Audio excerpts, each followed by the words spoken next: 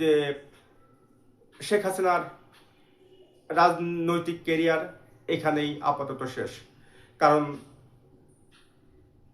তার বয়সও 80-র কোটায়। এছাড়া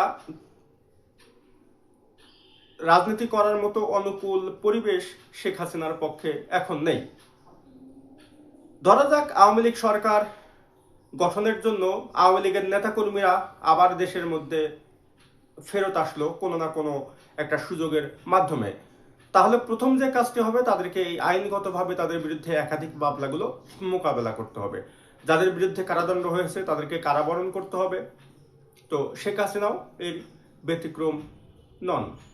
শেখ হাসিনাকে যদি এই মুহূর্তে দেশে আনা হয় কিংবা দেশে যদি তিনি ফেরত আসেন, তাহলে তাকে কারাগারে যেতে হবে এবং তার বিরুদ্ধে যে মৃত্যু পরোয়ানার বিষয়টি রয়েছে বা মৃত্যুদণ্ড রয়েছে সেটির প্রক্রিয়া শুরু করবে সরকার।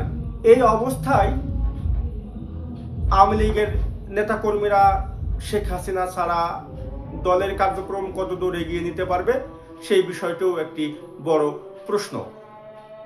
যদিও শেখ হাসিনা বারবার আত্মবিশ্বাসের সুরেই বলেছেন যে তিনি যে কোনো সময় দেশে ফিরে আসবেন এবং আবারও তিনি রাজনীতি করার সুযোগ পাবেন। সে পর্যন্ত তৃণমূলের নেতা কর্মীদের ধৈর্য ধরার আহ্বান জানিয়েছেন শেখ হাসিনা।